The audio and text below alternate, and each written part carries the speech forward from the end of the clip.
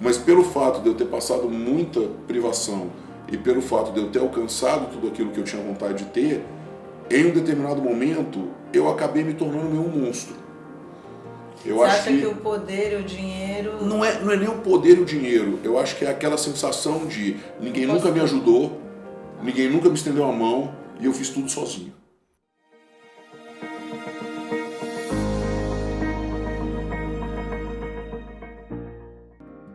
E hoje no Vida Moderna vou entrevistar um amigo muito querido meu, do meu pai, que tem uma história de vida assim altamente inspiradora, que me tocou profundamente, e ele topou compartilhar aqui com a gente a história dele, dos altos e baixos da vida e como foi todo esse processo, e é o Fabiano Zettel. Prazer todo meu estar aqui, poder contar um pouco da história, poder contar um pouco Obrigada, das experiências que eu já passei, se puder ajudar alguém ou encorajar alguém. Você já me ajudou. O objetivo é esse.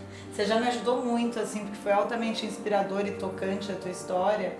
Eu acho muito legal você estar aberto e ter topado compartilhar, porque pode tocar também muitas pessoas. Eu acho interessante porque as pessoas costumam nos ver, mas elas não sabem de onde a gente veio, não sabem, muitas vezes, tudo aquilo que a gente atravessou, e muitas vezes criam um julgamento ou criam uma impressão a respeito do que a gente é, sem saber o que tem por trás. Sim. E muitas vezes, quando você busca conhecer a história das pessoas, você se surpreende muito. Eu acho que cada um de nós, antes de julgar quem quer que seja, a gente tem que tentar, pelo menos, calçar o sapato daquela pessoa, como dizia minha avó, entender de onde ela veio, pra gente poder tentar aprender alguma coisa. É bem isso, é muito julgamento, né? E é uma coisa que eu não sinto em você. Eu sinto você sempre uma pessoa muito aberta, livre de julgamentos. A vida vai melhorando, gente, né? Não foi sempre assim. E aí, conta um pouco pra gente da tua história. Você começou me contando a primeira vez de você muito pequeno, que você perdeu seu pai muito cedo. Na verdade a minha história é assim, eu nasci numa família sensacional, meu pai e minha mãe apaixonados, um casal que vivia super bem, e por uma infelicidade eu perdi meu pai. Eu tinha 6 anos, meu pai morreu em setembro, eu faria 7 anos em dezembro. Muito novinho. E perdi meu pai, naquele momento a minha mãe teve que se tornar mãe e pai, ela tinha que me criar, não tinha outra alternativa. E eu acho que numa situação como aquela, minha mãe ela teve uma conversa comigo, não vou me esquecer disso. Logo que meu pai faleceu, ela me chamou no canto, me sentou e falou: filho, o negócio é o seguinte, a partir de hoje você é o homem da casa. Com 7 anos. Porque eu tenho 6. Porque eu tenho que trabalhar, eu vou ter que te criar, eu tenho que colocar as coisas dentro de casa, então eu não vou ter tempo para ver se você estudou, para ver se você foi na escola, para ver se você foi... Você vai ter que se virar, você vai ter que assumir a sua responsabilidade.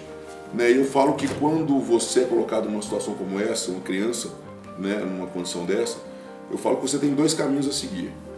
Ou a criança ela se fecha, ela se torna uma criança introspectiva, tímida, inteligente, vai se desenvolver, mas mais fechada num casulo, por força da circunstância, o mundo acaba criando uma certa pressão em cima dela, ou ela parte para o ataque.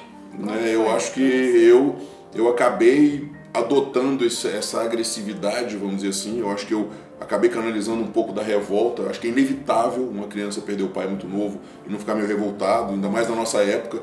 Na minha época, a minha época é muito diferente da época que a gente vive hoje. Hoje tudo é bullying, hoje tudo é errado, hoje tudo é crime, mas na minha época todo mundo, não tem pai, cadê seu pai? Então assim, o tipo de brincadeira que a gente estava sujeito era completamente diferente. Então eu acho que ou você parte para cima e fala, vou conquistar o respeito aqui na marra, ou você se fecha. E eu acabei adotando a postura mais agressiva e indo e buscando as coisas. Eu fui uma pessoa que eu não tenho vergonha de falar, eu passei muitas privações na minha vida. Minha mãe era funcionária pública, minha mãe era juíza, mas na verdade as pessoas não sabem disso, mas até 1988 o juiz ganhava igual um delegado de polícia. Só a Constituição de 88 que melhorou a situação deles. Então a gente tinha uma vida humilde, uma vida simples. Tem uns casos que eu conto, que eu até gosto, eu acho legais. Eu sou advogado. Eu fiz direito, fiz finanças e fiz meia psicologia. Ele não para de estudar, gente. E tem uma história que eu me lembro, eu gosto de contar essa história para as pessoas, porque minha mãe ela tinha um casal de amigos que era muito bem de vida, eles tinham uma fábrica de baterias na época, eu tinha 9 anos de idade, e eles foram lá em casa e perguntaram para mim o que eu queria ganhar de aniversário. E eu não esqueço disso. Uma bateria. Eu pedi carne. Jura? Porque a gente não tinha carne todo dia para comer em casa. Então, assim, e aí no meu aniversário de 9 anos eu ganhei 9 quilos de carne. E guardei carne na geladeira, meu. Comi carne até enjoar. Muito bom. Mas então, assim, são situações que a gente vive, né, e que às vezes as pessoas não imaginam. Porque em função de tudo que eu passei, obviamente, tive muita vontade de ter as coisas, não tive. Né? Você vivia na adolescência, todo mundo tem um tênis tal, a mochila tal, a roupa tal. Você sentiu isso? E eu não tinha condição de ter as coisas. E eu enfiei na minha cabeça que a única coisa que eu tinha a fazer era estudar, trabalhar, ganhar dinheiro para eu ter tudo. Desde pequeno? Desde pequeno. Porque eu tinha que ter as coisas que eu sempre quis ter. E mergulhei de cabeça, sempre fui o melhor aluno em tudo que eu fiz, me dediquei muito aos estudos, trabalhava mais que todo mundo, estagiava. Na época do estágio, o estagiário ficava 4 horas no estágio, eu ficava 12. Porque eu ficava de graça 2 horários, porque eu queria aprender mais, eu queria fazer mais. E acabou que, em função desse esforço todo, eu acabei ganhando dinheiro. Ganhei dinheiro, cheguei a ter coisas que eu jamais imaginava que um dia eu teria. Morava sozinho num apartamento de 500 metros, tinha 3 postes na garagem, tinha barco de 40 pés, tinha casa em balneário. Então, assim, eu cheguei a viver uma vida de sonho, né? Só que o que eu acho que também eu tenho que falar, a gente não pode fugir da realidade, é que muitas vezes, e eu não estou dizendo que isso é uma regra, não estou dizendo que é assim com as outras pessoas, eu estou dizendo que foi comigo, mas pelo fato de eu ter passado muita privação e pelo fato de eu ter alcançado tudo aquilo que eu tinha vontade de ter, em um determinado momento, eu acabei me tornando meio um monstro. Você acha que o poder e o dinheiro... Não é nem o poder e o dinheiro. Eu acho que é aquela sensação de ninguém nunca me ajudou, ninguém nunca me estendeu a mão e eu fiz tudo sozinho. Então agora, não venha dar palpite na minha vida, não venha querer me dizer o que é certo e o que é errado, porque eu cheguei aqui sozinho, então ninguém pode me falar põe a mão em mim. Sabe? Então é uma dificuldade, eu acho que não é o dinheiro.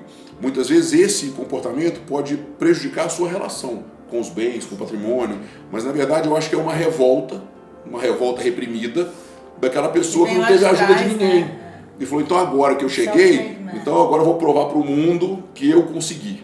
Eu vou provar para o mundo que eu venci. E acaba que muitas vezes isso é um vazio. Né? A gente não acha que é um vazio, a gente demora a entender como é que as coisas são, mas eu achava que eu tinha que mostrar para o mundo inteiro que eu tinha vencido, que eu tinha me tornado um cara sensacional, que eu era rico, que eu tinha o melhor carro, que eu tinha a melhor roupa. Mais do que você queria mostrar. E eu tinha que mostrar para as pessoas. Né? Eu tenho histórias que com o passar do tempo a gente começa a entender, mas é uma coisa engraçada e chega a ser ridículo, mas é engraçado.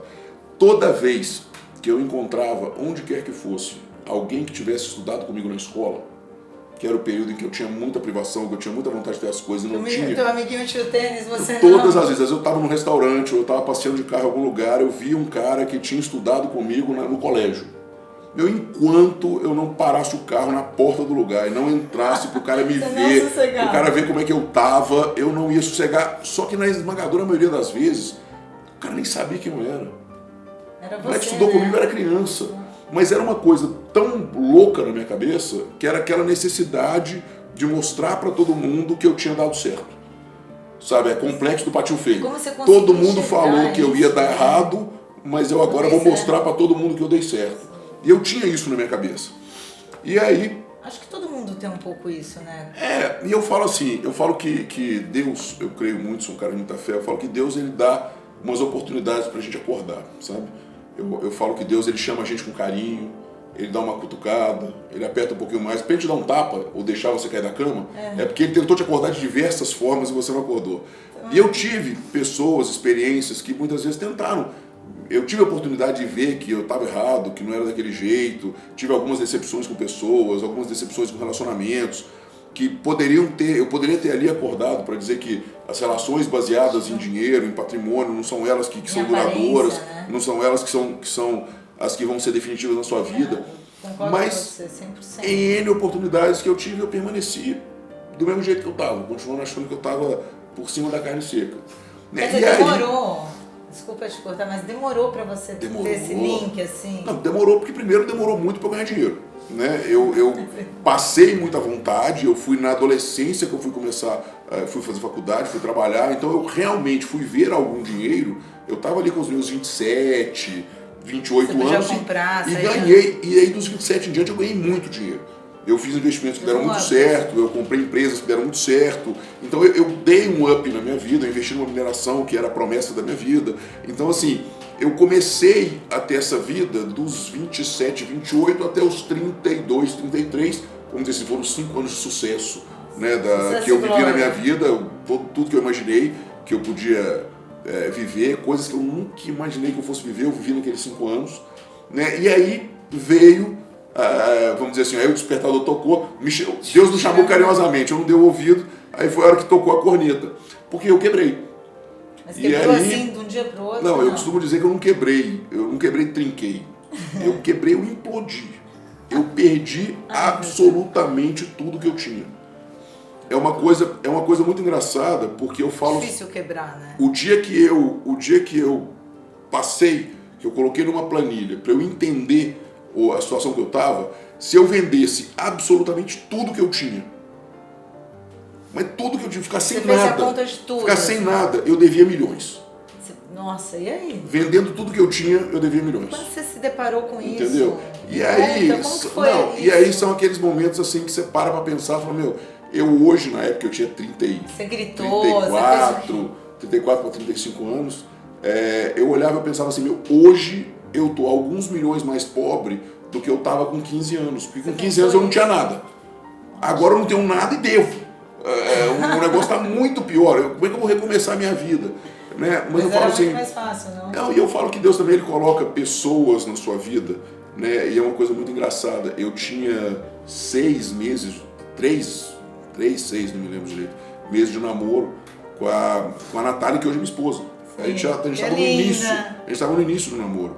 E aí eu peguei o meu carro, nos poucos dias que eu ia ter carro, peguei meu carro e fui na casa dela. Vocês já namoravam? E a gente estava no início do namoro. E eu entrei, sentei na frente dela e falei, olha, eu vim aqui para terminar. Ela falou, por quê, meu? Eu falei, não, porque eu quebrei. Eu quebrei, eu não tenho mais dinheiro para fazer nada. Mas ela eu te não tenho amava. dinheiro para comer uma pizza. Ela de família rica, de uma família super bem estruturada. Né? Eu falei, meu, eu não vou ter carro, não vou ter casa. Perspectiva de casamento, você esquece. Você falou isso mesmo? Não tinha outra opção. Você tem que trabalhar com a verdade. Mas você foi eu falo que íntegro, mais vale a mais dolorosa verdade do que a mais doce mentira. Eu amo isso, eu também Então, acho isso. Falei, ó, eu não tenho condição de continuar com você, eu não tenho condição de frequentar mais os lugares que a gente frequenta. A pessoa que você conheceu, a vida que eu levava quando a gente se conheceu, ela não existe mais. E ela? Então eu acho que não tem condição da gente continuar. E eu falo isso, né, para todo mundo com o maior orgulho, ela foi assim, não é à toa que estamos juntos até hoje. Ela olhou pra minha cara e falou, eu não tô entendendo. Ai, sabe, eu não tô com você por causa do dinheiro. A última coisa que me preocupa em relação a você é dinheiro. E, sendo sincera com você, você não tinha nada. Quem construiu uma vez, constrói duas. Então, vai trabalhar, não me irrita não. Porque não vai ser por causa disso que a gente vai terminar. E eu falo isso até hoje, eu falo que eu passei um período bem difícil, eu passei 2 anos bem difíceis, logo depois que as coisas todas estouraram. Mas ela sempre esteve com você. E eu falo que ela não só sempre esteve comigo, como é uma pessoa que nunca abriu a boca para reclamar de A. Então assim, ela abriu mão de todos os programas, de todas as viagens, de todas as festas, todos os restaurantes, para ficar dentro de casa, comendo pizza, né? vendo TV. Né? Eu costumo dizer muito quando eu falo para casais, quando eu falo sobre casamento para as pessoas, eu falo que o casamento ele pode ser a maior bênção ou a maior maldição na sua vida. Escolha bem, porque a pessoa certa ela te leva para o céu, a pessoa errada ela te enterra até o pescoço. E então naquele momento foi um estalo, né? E eu abaixei a cabeça, falei, eu vou trabalhar. Falei, não vou olhar, vou esquecer essa planilha. Vou trabalhar e vamos ver o que acontece e vamos ter que estudar. O que poderia, né? Você falou, não tem o que fazer. E fui trabalhar. E assim, depois que eu realmente entendi que eu tinha que trabalhar, que eu ia me dedicar àquilo, que uma hora eu ia tirar a cabeça para fora da água, as coisas começam a acontecer e assim, eu falo, né, eu tenho testemunhas, a Natália é testemunha disso. Eu vi milagres. Sabe, coisa de chegar numa semana, eu tenho que pagar um boleto alto e não tem de onde tirar, e não tem dinheiro, não tem para onde pedir, não tem mais para o que fazer. E aí chega na sexta-feira, 10 horas da manhã, me liga um cliente e fala, eu preciso que você faça um contrato para mim super complicado, mas tem que ser para hoje. Nossa, milagre, né? E eu já olhava e falava, não, eu faço, mas é tanto. Mas eu dava o valor do boleto, eu não pedia R$1 a mais. Eu falava, também não vou ser honesto com o que eu tenho que fazer hoje. E o cara fechava, o cara me pagava 3h30 da tarde, eu pagava o boleto e entregava o contrato. Milagre. Então, assim, eu vivi situações que efetivamente foram milagrosas. É muito difícil matematicamente você enxergar onde é que eu estava o dia que as coisas aconteceram e graças a Deus onde é que eu estou hoje. Né? Consegui reconstruir minha vida, aos trancos e barrancos, mas tudo se reverteu. Hoje tenho minha família, minha empresa, minhas coisas estão todas já ajustadas, vamos dizer assim. Mas eu acho que assim... Você conseguiu de novo muito melhor, né? Sim, graças a Deus. E com mais centrado também. Eu acho que assim, hoje, depois de muito tempo, não é fácil você chegar a essa conclusão, não é fácil você admitir certas coisas, como coisas que eu te contei aqui hoje. Mas hoje eu sou uma pessoa que eu falo assim, com toda a sinceridade, com a mais absoluta transparência do mundo. Quebrar foi uma bênção na minha vida. Quebrar foi uma bênção. Sabe? Obviamente, falando assim, às vezes a pessoa fala, agora você fala isso porque você se levantou. Mas não. Eu acho que assim, a experiência que eu atravessei na quebra, a experiência que eu atravessei em descobrir quem eram as pessoas que realmente estavam perto de mim, quem eram as pessoas que estavam perto de mim, porque eu era o cara que conseguia prover festa, diversão, viagem, né? Você começa a entender o valor da verdadeira amizade, você começa a entender o valor do relacionamento com uma pessoa que realmente gosta de você e não do que você tem. Você começa a redescobrir o mundo e você começa a mudar a sua relação com o dinheiro. Né? Eu hoje, por exemplo, graças a Deus, uma das grandes preocupações que eu tenho é em ajudar as pessoas. Sabe? Não só financeiramente, mas assim, tentar ajudar com uma palestra, explicando, contando a minha história, dando atenção, dando conselho. E era algo que eu não vivia. Então eu falo que o dinheiro, ele mudou as 3 principais relações da minha vida. Eu falo que o ser humano, quando ele atravessa determinados desertos, né? E um exemplo de deserto é a pandemia que a gente atravessou aqui agora. Meu Deus, e eu cheguei a dar uma palestra sobre isso e eu falei, eu espero que as pessoas que atravessaram esse deserto, não tem nada mais triste do que você atravessar um deserto na sua vida e você sair do lado de lá do mesmo jeito que você entrou. E eu falo que são 3 relações fundamentais na vida do ser humano. 3 né? relações. É a sua relação com as pessoas, é você entender o real valor das pessoas. Né? Eu falo que essa pandemia é a coisa mais engraçada. Nossa, isso é muito tocante. O sujeito ele passou a vida inteira postando hashtag família bem maior, quero ver meus filhos crescer, não há nada melhor do que estar em casa. Aí tem a pandemia, você tranca o cara em casa e em um mês ele não aguenta mais ficar em casa. Né? O ser humano ele é sempre assim, né? Ele quer o que não tem. Mas eu acho que assim, esses desertos eles servem para a gente mudar a nossa relação com as pessoas, a gente entender o valor das pessoas, aprender a respeitar as pessoas, entender e enxergar quem são as pessoas que realmente estão conosco, sejam amigos, seja um cônjuge, seja um parceiro de negócio, seja um relacionamento amoroso, enfim, você mudar a sua forma de enxergar o ser humano, inclusive aquele que você não conhece. Estamos chegando no fim do Vida Moderna e para concluir, Zetel, em algum momento a sua fé foi testada? A sua fé com Deus? Como que foi isso? E isso foi importante para você, essa colisão? Ou você nunca duvidou dela? Conta um pouco como que foi esse teu encontro com a fé pra gente. Porque eu acho que ela é testada em vários momentos, ou não? Eu acho assim, é inevitável de vez em quando, até hoje, em que as coisas estão melhores, que as coisas estão bem na minha vida, eu acho que é inevitável a gente ter umas quedas de braço com Deus. Sabe, a gente está sempre questionando certas coisas e é uma infantilidade nossa, né? A gente tem mania de ficar brigando com Deus. Não quero assim, não era para ser desse jeito. Eu queria desse jeito, mas eu queria de outra assim, forma, não era para ser assim. Pessoa, eu queria... Mas a gente tem que entender que Ele sabe de todas as coisas. A gente tem que entender que no momento, quando você está no olho do furacão, é muito difícil você enxergar as coisas. Né? Você tem que entender que ele tem uma visão panorâmica. Eu costumo usar um exemplo para ilustrar, eu acho que esse é o melhor exemplo se eu tiver que encerrar dizendo como é que eu aprendi a enxergar as coisas. Eu costumo dizer que a vida da gente, e isso é um exemplo que eu posso usar porque todo mundo já viu isso na televisão uma vez na vida, eu falo que a vida da gente é igual um desfile de escola de samba. Quando você assiste um desfile de escola de samba na televisão, você vê aquela multidão de pessoas andando e você está ali. Você está ali andando no meio daquela multidão. Você não enxerga o que está muito na sua frente e você não enxerga o que está muito atrás de você.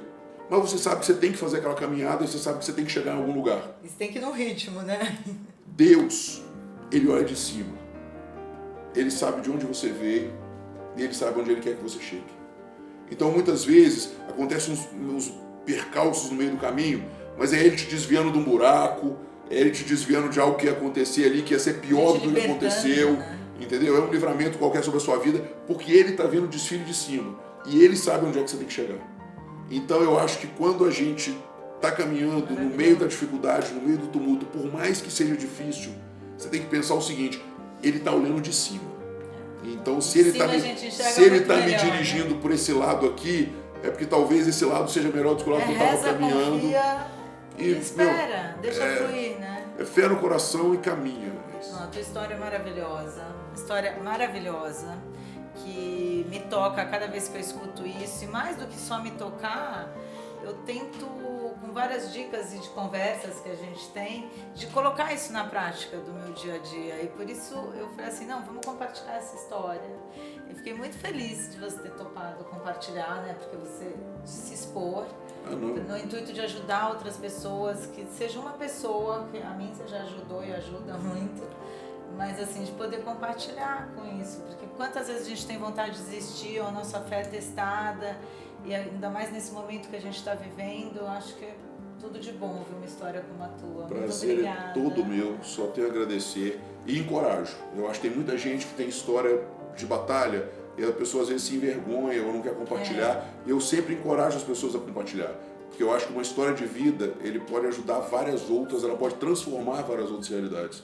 Então eu que agradeço, o prazer é meu, espero que as pessoas possam aproveitar alguma coisa do que a gente falou aqui. Ai, obrigada. Um beijo. Obrigada, Fabiano. E ficamos por aqui, espero que você tenha gostado. Não esquece de curtir, de compartilhar com outras pessoas.